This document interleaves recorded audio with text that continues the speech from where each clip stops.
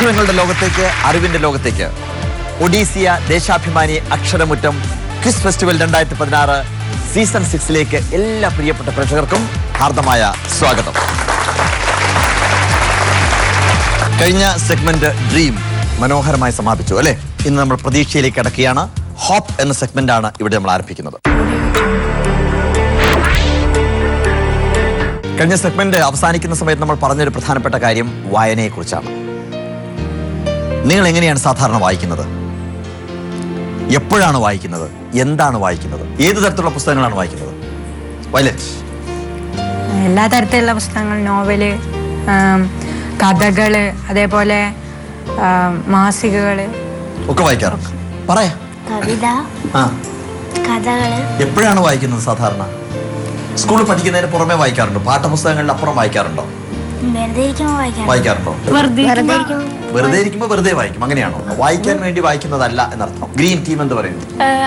നേരം കിട്ടുമ്പോഴെല്ലാം വായിക്കും. നമുക്കിപ്പോ ഒരു വായിക്കണം എന്നൊരാഗ്രഹം, ഏതെങ്കിലും ഒരു ബുക്ക് വായിക്കണം എന്ന് ആഗ്രഹം ഉണ്ടെങ്കിൽ അപ്പൊ തന്നെ ആ ബുക്ക് നേടി പിടിച്ച് വായിക്കും. വായിക്കണം എന്നുള്ള ആഗ്രഹം ഉണ്ടാവുക എന്ന് പറയുന്നത് പ്രധാനമാണ്. വായിക്കണം എന്ന ആഗ്രഹം ഉണ്ടാവണമെങ്കിൽ വായിച്ച് ശീലിക്കണം. അപ്പൊ സ്ഥിരമായിട്ട് വായിക്കുന്നൊരു സ്വഭാവം നിങ്ങൾക്ക് ഉണ്ടാവണമെന്നാണ് ഞാൻ പറയുന്നത്. പാഠപുസ്തകങ്ങളല്ലാതെ അതിന്റെ പുറത്തുള്ള പുസ്തകങ്ങൾ വായിക്കണം. നിങ്ങൾ അബ്ദുൽ കലാമിന്റെ പുസ്തകത്തെ കുറിച്ചാണ് നമ്മൾ നേരത്തെ പറഞ്ഞത് അല്ലേ? ഞാൻ ചോദിക്കട്ടെ, ഈ അബ്ദുൽ കലാമിന്റെ 4 Year Future എന്ന് പറയുന്ന ഒരു പുസ്തകമുണ്ട്, വായിച്ചിട്ടുണ്ടോ നിങ്ങൾ? ആ പുസ്തകത്തിനകത്ത് പ്രധാനപ്പെട്ട ഒരു കാര്യമുണ്ട്. എന്താണെന്ന് വെച്ച് കഴിഞ്ഞാൽ, ഒരു 10-33 ചെറുപ്പക്കാർ, തൊഴിലില്ലാത്ത ചെറുപ്പക്കാർ അബ്ദുൽ കലാമിനോട് ചോദിക്കുന്ന ചോദ്യങ്ങളാണ് പുസ്തകത്തിനകത്ത്. അതിന് അബ്ദുൽ കലാം പറയുന്ന ഉത്തരങ്ങളാണ് അതിനകത്ത് ഒരു ചോദ്യം വളരെ രസകരമാണ്, വളരെ തമാശ ഉണ്ടാക്കുന്ന ഒരു ചോദ്യമാണ്. ആ ചോദ്യം ഇതാണ്: താങ്കൾ എന്നോട് ഒരുപാട് ഹാർഡ് വർക്ക് ചെയ്യാൻ വേണ്ടി പറയുന്നു, ഞാൻ ഒരുപാട് ഹാർഡ് വർക്ക് ചെയ്യുന്ന ഒരാളാണ്. താങ്കൾ എന്നോട് ഒരുപാട് സ്വപ്നം കാണാൻ വേണ്ടി പറയുന്നു, ഞാൻ സ്വപ്നം കാണുന്ന ഒരാളാണ്. പക്ഷെ എനിക്ക് എന്തുകൊണ്ട് എൻ്റെ സ്വപ്നത്തിലെ സച്ചിൻ ടെണ്ടുൽക്കർ ആവാൻ സാധിക്കുന്നില്ല എന്നുള്ളതാണ് ഒരാളുടെ രസകരമായ ചോദ്യം. ഇതിന് നമ്മൾ ഉത്തരം പറയുകയാണെങ്കിൽ ഒരുപാട് പറയും അല്ലേ? പക്ഷെ അബ്ദുൽ കലാമിന്റെ ഉത്തരം ഏറ്റവും മനോഹരമാണ്. 3 വാക്കുകളിൽ ഒതുങ്ങുന്നു അദ്ദേഹത്തിന്റെ ഉത്തരം. ആ ഉത്തരം ഇതാണ്: യു ആർ യുണീക്ക്. നിങ്ങൾ നിങ്ങളാണ് എന്ന് തിരിച്ചറിയുക. നിങ്ങൾ സച്ചിൻ ടെണ്ടുൽക്കർ അല്ല, നിങ്ങൾ യേശുദാസ് അല്ല. പാട്ട് പാടുന്ന ഒരാളെ സംബന്ധിച്ചിടത്തോളം എന്താവണം എന്ന് ചോദിച്ചു കഴിഞ്ഞാൽ എനിക്ക് യേശുദാസ് ആവണം എന്നാ പറയുക. അതല്ല ചെയ്യേണ്ടത്. നിങ്ങൾ നിങ്ങളുടെ വഴിയിലൂടെ നടക്കാൻ വേണ്ടി ശീലിക്കുക. അതിന് അദ്ദേഹം പറയുന്ന കാര്യങ്ങളുണ്ട്. ഈ കൈരേഖ, എൻ്റെ ഈ കൈരേഖ, ഇതുവരെ കോടാനുകോടി ആളുകൾ ഭൂമിയിൽ ജീവിച്ചിട്ട് പോയിട്ടും ഇതുവരെ കൈരേഖ ഉണ്ടായിട്ടില്ല, ഇനി ഉണ്ടാകാനും പോകുന്നില്ല. നമ്മുടെ കണ്ണിന്റെ കൃഷ്ണമണി അതിന്റെ ഘടനയെ പോലെ മറ്റൊരാൾക്ക് ഉണ്ടായിട്ടില്ല, ഉണ്ടാവാനും പോകുന്നില്ല. ഒരു സീബ്രയുടെ ലൈനിനെ പോലെ മറ്റൊരു സീബ്രയ്ക്ക് ലൈനില്ല. ഒരു ഇലയെ പോലെ മറ്റൊരു ഇലയില്ല. എല്ലാം ഡിഫറൻ്റ് ആണ്. പക്ഷെ മനുഷ്യന്റെ മാത്രം സ്വഭാവം നമ്മൾ നമ്മുടെ കുട്ടികളെ മറ്റൊരാളാക്കാൻ വേണ്ടി ശ്രമിക്കുന്നു എന്നുള്ളതാണ്. നമ്മൾ കുട്ടികളോട് പറയുന്നത്, എന്നോടൊക്കെ പറയാറുണ്ട്, അടുത്ത വീട്ടിലെ ആളെ കണ്ട് പഠിക്കുക എന്ന് പറയാറുണ്ട്. നമ്മൾ അടുത്ത വീട്ടിലെ ആളല്ല, ഞാനാണ്. അപ്പോൾ നമ്മൾ നടക്കുന്ന വഴികളിൽ നമ്മുടെ കാൽപാദങ്ങൾ പതിച്ചു വെക്കാൻ വേണ്ടിയാണ് നിങ്ങൾ പഠിക്കേണ്ടത്. മനസ്സിലായില്ലേ? എല്ലാവരും നടക്കുന്ന വഴികളിലൂടെ നടന്നു പോകാനല്ല, ഡിഫറൻ്റ് ആയ ഒരു വഴിയിലൂടെ നടന്നു പോകുമ്പോൾ മാത്രമാണ് വിജയം നിങ്ങൾ ഉണ്ടാവുന്നത്. മാതാപിതാക്കളും കൂടി ശ്രദ്ധിക്കേണ്ട കാര്യത്തെക്കുറിച്ചാണ് ഞാൻ പറയുന്നത്. നമുക്ക് എന്തായാലും അടുത്ത ചോദ്യത്തിലേക്ക് കിടക്കാം.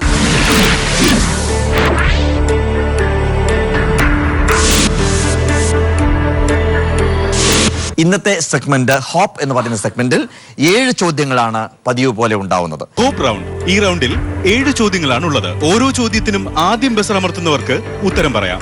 ബസർ അമർത്തി കഴിഞ്ഞാൽ നിർബന്ധമായും ഉത്തരം പറയേണ്ടതാണ്. ശരിയുത്തരമാണ് പറയുന്നതെങ്കിൽ 10 പോയിന്റും തെറ്റുത്തരമാണ് പറയുന്നതെങ്കിൽ -5 പോയിന്റുമാണ് ലഭിക്കുക. ചോദ്യം 1 വളരെ വ്യക്തമായിട്ട് കേൾക്കണം. കുറച്ച് നീണ്ട ഒരു കാര്യമാണ് ഞാൻ വായിക്കുന്നത്. ചോദ്യം വരുന്നത് ഏറ്റവും അവസാനമാണ്. പരിഹാസങ്ങളും അപമാനങ്ങളും കൊണ്ട് ചെറുതായി പോയ അയാൾ ഓരോ അലയായി, ഓരോ മണിക്കൂറായി അയാളുടെ ദിവസങ്ങൾ ഓരോന്നും വീണുപോയി. എന്നാൽ നീ വന്നപ്പോൾ അയാൾക്ക് തന്റെ വാരിയെല്ലിൽ തൂവൽ തൊട്ടതുപോലെയായിരുന്നു. കഴിഞ്ഞ രാത്രി നിന്റെ വിരലുകളിൽ ഞാൻ ദൈവത്തെ കണ്ടു. ടാഗോർ പാരമ്പര്യം ആത്മസത്തയാക്കിയ ഒരു കവിയാണ് ഇങ്ങനെ എഴുതിയത്. ഭാരതത്തിലെ ഏറ്റവും വലിയ സാഹിത്യ പുരസ്കാരം നേടിയ ഈ കവി ആര്? ബ്ലൂ ടീമാണ് പ്രസ് ചെയ്തിരിക്കുന്നത്. So your answer. Shankha Ghosh. ചോദ്യം വ്യക്തമായിട്ട് കേട്ടിട്ടുണ്ടായിരുന്നു അല്ലെ? Yes or no?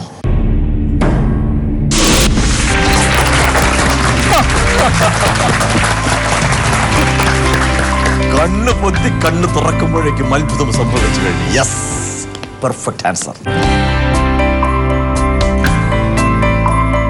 ഞാൻ ഓർക്കുന്നത് മറ്റൊരു കാര്യമാണ്. രവീന്ദ്രനാഥ ടാഗോറിന്റെ മറ്റൊരു കവിതയിൽ അദ്ദേഹം പറഞ്ഞിരിക്കുന്ന ഒരു കാര്യമുണ്ട്. ഞാൻ എത്രയോ കാലങ്ങളായി ദൈവത്തെ അന്വേഷിച്ച് നടക്കുകയായിരുന്നു. പർവ്വതത്തിന്റെ ശിഖരങ്ങളിലും പുൽക്കൊടിത്തുമ്പിലും എല്ലാം ഞാൻ ദൈവത്തെ അന്വേഷിച്ചു. പക്ഷേ ദൈവം അവിടെയൊന്നുമില്ലായിരുന്നു. അങ്ങനെ നടക്കുന്ന സമയത്ത് അപ്രതീക്ഷിതമായി ഒരു വീട് ഞാൻ കണ്ടു. ആ വീടിന്റെ മുമ്പിൽ എഴുതി വെച്ചിരിക്കുന്നു ദൈവത്തിന്റെ വീട്. ഞാൻ ആവേശത്തോടുകൂടി പടികൾ ചാടിക്കയറി അടുത്തെത്തി. പൂമുഖത്ത് തൂങ്ങിക്കിടക്കുന്ന മണിയിൽ ബെല്ലടിക്കാനായി ഞാൻ കൈ ഉയർത്തിയപ്പോൾ പെട്ടെന്ന് എന്തോ ഒരു ചിന്ത എന്നെ കീഴടക്കി. ഞാൻ ബെല്ലടിച്ചു കഴിഞ്ഞാൽ, മണിയടിച്ചു കഴിഞ്ഞാൽ ദൈവം വന്ന് വാതിൽ തുറക്കും. ദൈവത്തിനെ ഞാൻ കാണും. പിന്നെ എനിക്കൊന്നും ചെയ്യാനില്ല. അതാണ് ഞാൻ എന്ത് ചെയ്തെന്നറിയാമോ? എൻ്റെ കൈകൾ പിൻവലിച്ച് ചെരുപ്പ് കയ്യിലെടുത്ത് ഒച്ചയുണ്ടാക്കാതെ പടികളിറങ്ങി ഞാൻ പോയി. ദൈവത്തിൻ്റെ വീട് എവിടെയാണെന്ന് എനിക്കറിയാം. പക്ഷേ ആ അന്വേഷണം ഞാൻ തുടർന്നു കൊണ്ടേയിരിക്കുന്നു എന്ന് മനോഹരമായി അദ്ദേഹം എഴുതിയിട്ടുണ്ട്. ടാഗോറിന്റെ വരികളാണ് ഞാൻ പറഞ്ഞു വരുന്നത്. അന്വേഷണം തുടർന്നുകൊണ്ടേയിരിക്കണം. നമ്മുടെ ഒരു പരിസമാപ്തി എന്ന് പറയുന്നത് എപ്പോഴും എവിടെയായിരിക്കണം? നമ്മുടെ അവസാനം കണ്ണടയ്ക്കുന്ന സമയത്തായിരിക്കണം നമ്മുടെ ചിന്തകളുടെ പരിസമാപ്തി ഉണ്ടാവും. അതുവരെ നമ്മൾ ചോദിച്ചുകൊണ്ടിരിക്കണം. അപ്പൊ അടുത്ത ചോദ്യത്തിലേക്ക് പോവുകയാണ്. രണ്ടാമത്തെ ചോദ്യം. കഥാപാത്രം വളർന്ന് അമാനുഷ്യനാവുന്നു. ആ സമ്മർദ്ദം താങ്ങാനാവാതെ കഥാകാരൻ കഥാപാത്രത്തെ മരണത്തിന് വിട്ടുകൊടുക്കുന്നു. വായനക്കാരുടെ സമ്മർദ്ദത്തെ തുടർന്ന് കഥാപാത്രത്തെ പുനരുജ്ജീവിപ്പിക്കുവാൻ കഥാകാരൻ നിർബന്ധിതനാവുന്നു. സാഹിത്യ ലോകത്ത് നാടകീയമായ ഈ സംഭവത്തിലെ കഥാപാത്രം ഏതാണ്? Your answer. Sherlock Holmes. Sherlock Holmes. Sherlock Holmes. Let's see.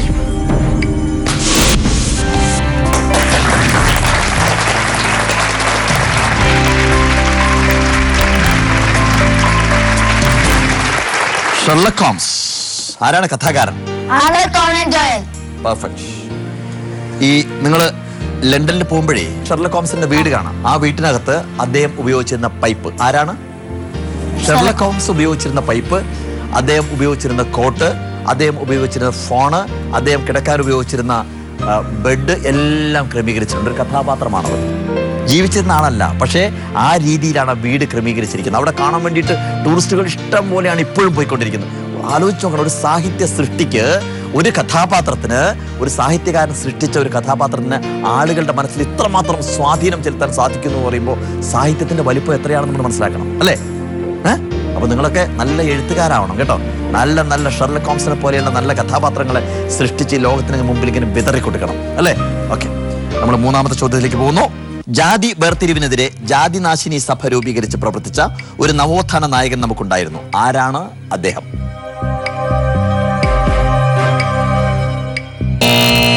Team blue. സ്വാമി ആനന്ദ തീർത്ഥൻ. രണ്ടുപേരും ഒരുമിച്ചാണ് പറഞ്ഞിരിക്കുന്നത്. Let's see.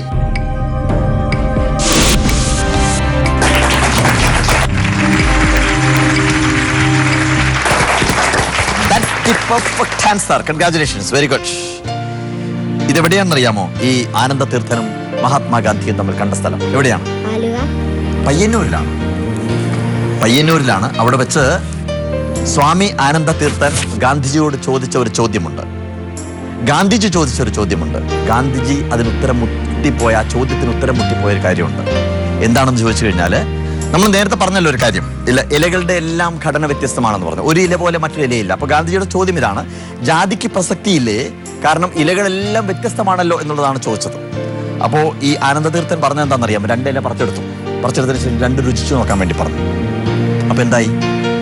ഒരേ രുചിയാണ്. അപ്പൊ അദ്ദേഹം പറഞ്ഞത് എല്ലാത്തിൻ്റെയും സത്ത ഒന്നാണ്. ഏത് മതങ്ങളാണെങ്കിലും ഏത് ജാതിയാണെങ്കിലും അതിൻ്റെ സത്ത ഒന്നാണ് എന്ന് പറഞ്ഞ വലിയൊരു തത്വം, ഒരു വലിയൊരു ആശയം ആനന്ദ തീർത്ഥൻ പറഞ്ഞ സമയത്ത് ഗാന്ധിജി ഒന്നും പറയാതിരുന്നു എന്നാണ് പറയുന്നത്.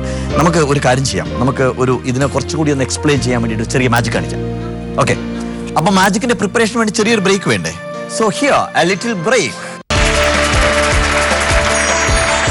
Welcome back. Odyssia Deshabhimani Aksharamuttam quiz festival 2016 season 6. നമ്മൾ പ്രോമിസ് ചെയ്തിരുന്ന കാര്യം ഒരു മാജിക് ആണ്, അല്ലേ? ആ മാജിക്കിന് ഒരു അർത്ഥം ഉണ്ടാവണം. ആ അർത്ഥം എന്ന് പറയുന്നത് ഏത് ജാതിയാണെങ്കിലും ഏത് മതങ്ങളാണെങ്കിലും നമ്മളെല്ലാവരും ഒന്നാണ് എന്നുള്ള ബോധം ഉണ്ടാക്കുന്നതായിരിക്കണം. ഇതൊരു വലിയ മാജിക് അല്ല, നേരെ മറിച്ച് ഈ മാജിക്കിനകത്ത് പറയുന്ന വലിയൊരു കാര്യമുണ്ട്. അതുകൊണ്ട് മാജിക് ആയിട്ട് ഇതിനെ കാണണ്ട, നേരെ മറിച്ച് നിങ്ങളോട് പറയാനുള്ളൊരു കാര്യം പറയുന്നു എന്ന് മാത്രം. ഇത് പറയാൻ വേണ്ടിയിട്ട് 3 കയറുകൾ എൻ്റെ കയ്യിലുണ്ട്. കണ്ടോ?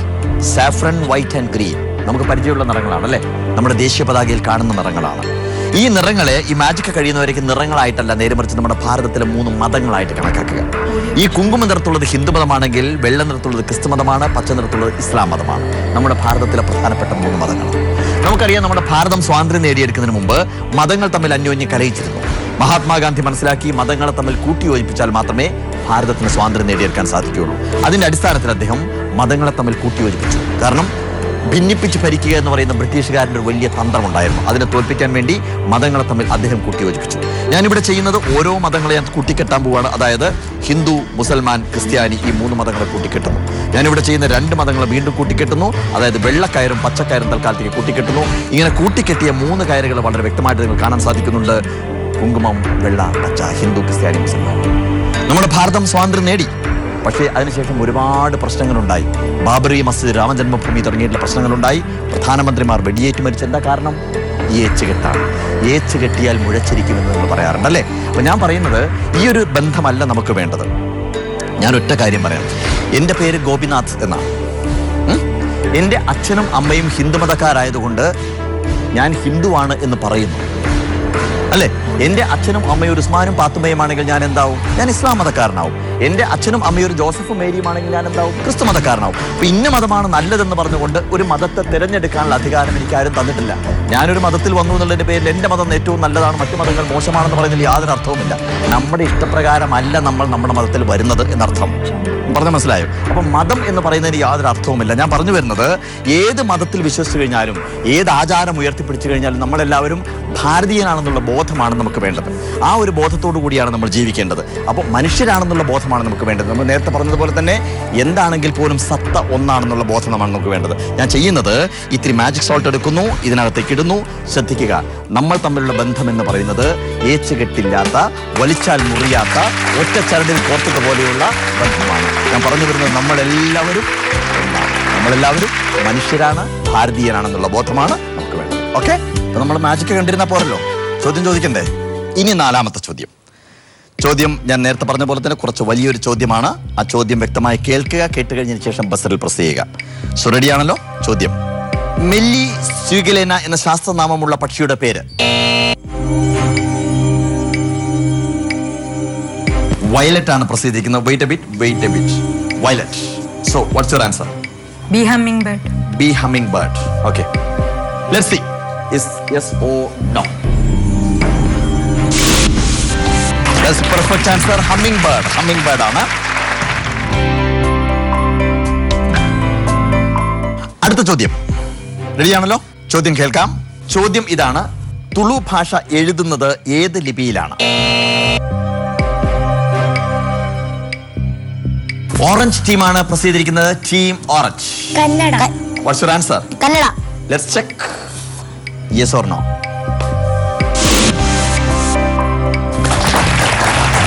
Yes, that's perfect answer. 5 ചോദ്യങ്ങൾ കഴിഞ്ഞു. വാശിയേറിയ മത്സരമാണ്, അല്ലേ? ഹോപ്പില് വളരെ വാശിയേറിയ മത്സരമാണ് നടക്കുന്നത്. ഇനി നമുക്ക് 2 ചോദ്യം കൂടിയുണ്ട്. ആ 2 ചോദ്യത്തിലേക്ക് കടക്കുന്നതിന് മുമ്പായി here a little break.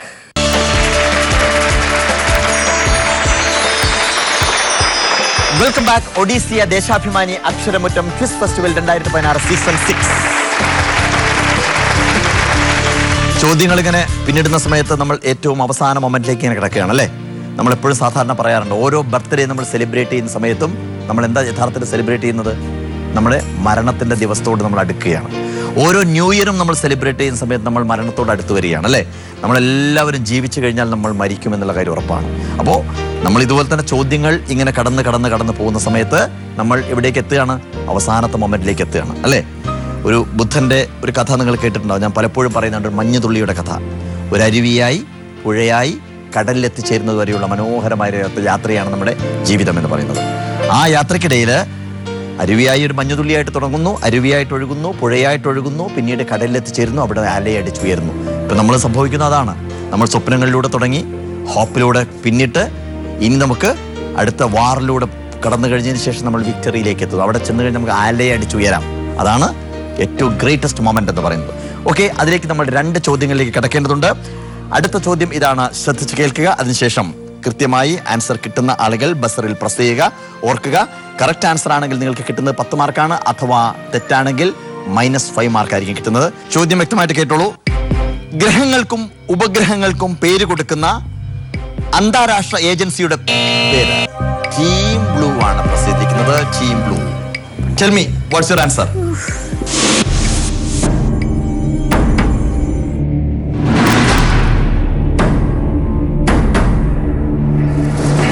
So, blue team, you got -5 marks. നമ്മൾ അമിതാവേശം കാണിച്ചു കഴിഞ്ഞാലും പ്രശ്നമാണ് അല്ലേ? അതും പ്രശ്നമാണ്, അത് മനസ്സിലാക്കണം എപ്പോഴും. വളരെ സൂക്ഷിച്ച് മുന്നോട്ട് ഇറങ്ങിയില്ല എന്നുണ്ടെങ്കിൽ വീണുപോകും. അതാണ് സംഭവിച്ചത്. സോ ആർക്കെങ്കിലും അറിയാമോ answer? International Astronomical Union. International astronomy union. Okay, perfect answer ആണ്. കൺഗ്രാറ്റുലേഷൻസ്. ഇനി 7ാമത്തെ ചോദ്യം, ഈ എപ്പിസോഡിൽ നിങ്ങൾ നേരിടുന്ന ഏറ്റവും അവസാനത്തെ ചോദ്യം. ചോദ്യം നേരിടാൻ തയ്യാറാണല്ലോ അല്ലേ? ചോദ്യം ശ്രദ്ധിച്ച് കേൾക്കണം. ചോദ്യം ഇതാണ്: ശ്രീലങ്കൻ ആഭ്യന്തര യുദ്ധത്തിന്റെ പശ്ചാത്തലത്തിൽ TD രാമകൃഷ്ണൻ എഴുതിയ നോവൽ ഏത്?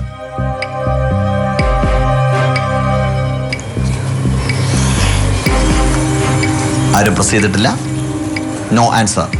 The correct answer is Sugandhi എന്ന ആണ്ടാൾ ദേവനായകി. അതാണ് കറക്റ്റ് ആൻസർ.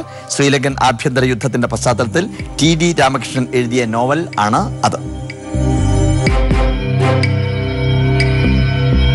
ഓക്കെ, അപ്പൊ ഹോപ്പ് റൗണ്ടിലെ 7 ചോദ്യങ്ങളും ഇവിടെ അവസാനിക്കുകയാണ്. ഇനി നമുക്ക് ഇന്നത്തെ ജഡ്ജ്മെന്റ്, നമ്മുടെ സ്കോർ വായിക്കാൻ പോവുകയാണ്. ഈ സ്കോർ വായിച്ചു കഴിഞ്ഞതിന് ശേഷം ഈ 7 ടീമിൽ നിന്നും 2 ടീം ഇവിടുന്ന് അപ്രത്യക്ഷരാവും അല്ലേ? ഒരു ഇന്ദ്രജാലം പോലെ അപ്രത്യക്ഷരാവും. ബാക്കി 5 ടീം നിലനിൽക്കും. ആ 5 ടീമുകൾ വീണ്ടും മത്സരിക്കും, വാറിലൂടെ മത്സരിക്കും. അതിനുശേഷം ഏറ്റവും അവസാനം അതിന്റെ വിക്ടറിയിലേക്ക് നമ്മൾ കടക്കും. തീർച്ചയായിട്ടും ആദ്യം പറയാനുള്ളത് ഏത് ടീം ഇവിടുന്ന് പോകുന്നു, ഏത് ടീം നിലനിൽക്കുന്നു എന്നുള്ളതൊന്നുമല്ല ചോദ്യം. അതിന്റെ ഏറ്റവും പ്രസക്തമായിട്ടുള്ള കാര്യം എന്ന് പറയുന്നത് 45 ലക്ഷം കുട്ടികളിൽ നിന്നാണ് നിങ്ങൾ ഇവിടെ നിൽക്കുന്നത് എന്നുള്ളതാണ്. അത് ഏറ്റവും മഹത്തരമായിട്ടുള്ളൊരു കാര്യമാണ്. ഇവിടെ മത്സരിച്ചതിന്റെ പിന്നിൽ ചോദ്യങ്ങൾ വരുന്ന സമയത്ത് സ്വാഭാവികമായിട്ടും ആ ചോദ്യങ്ങളിൽ കൺഫ്യൂഷൻസ് ഉണ്ടാവും. ഒരു നിമിഷം കൊണ്ട് ഒരു പക്ഷേ ചോദ്യത്തിൻ്റെ ആൻസർ നമുക്ക് കിട്ടിയില്ല എന്ന് വരും. ഇതൊക്കെ സംഭവിക്കുന്നതാണ്. ഇതിൻ്റെ അർത്ഥത്തിൽ ഈ ഒരു എലിമിനേഷൻ്റെ ഭാഗമായിട്ട് നിങ്ങൾ വിട്ടുപോകുന്നു എന്നുള്ളതോ ഒന്നുമല്ല കാര്യം. ഇനി ഇത് നിങ്ങളുടെ ഏറ്റവും വലിയൊരു വേദിയാണ്. ആളുകൾ മുഴുവൻ നിങ്ങളെ കാണുന്നു. നിങ്ങൾ ഇനിയും ഇതുപോലെയുള്ള മത്സരങ്ങളിൽ വീണ്ടും വീണ്ടും പങ്കെടുത്ത് ഊർജ്ജസ്വലരായിട്ട് മുന്നോട്ട് വരണം. ഓക്കെ, അപ്പോൾ എന്തായാലും വായിക്കാൻ പോവുകയാണ്. First of all, Violet, you got 10 marks. Congratulations. Indigo, you got 0 marks.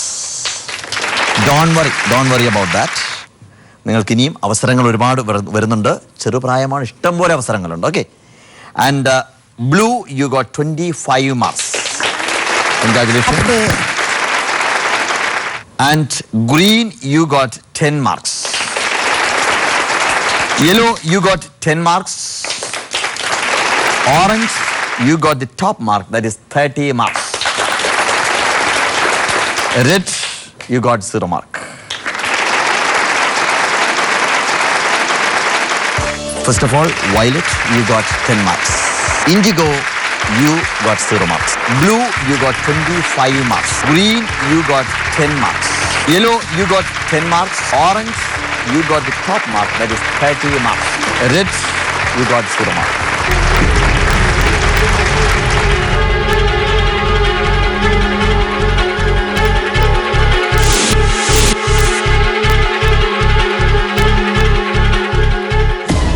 IndiGo and red 2 ടീമുകളാണ് വിട്ടുപോകുന്നത്.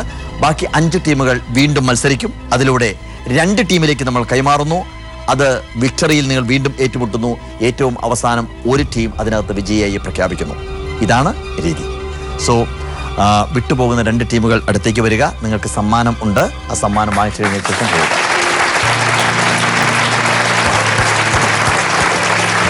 Congratulations for the great participation. Congratulations. And here is the gift from ISRT. That's a mathematics lab kit for you. Very good. Keep it up. Okay. All right. Red team. നന്നായിട്ട് മത്സരിച്ചു കേട്ടോ. Okay. And this for you. This for you. Very good. Keep it up. ഇനി നമ്മൾ ബാക്കി വന്ന 5 ടീമുകളാണ് ഇനിയും മത്സരിക്കുക.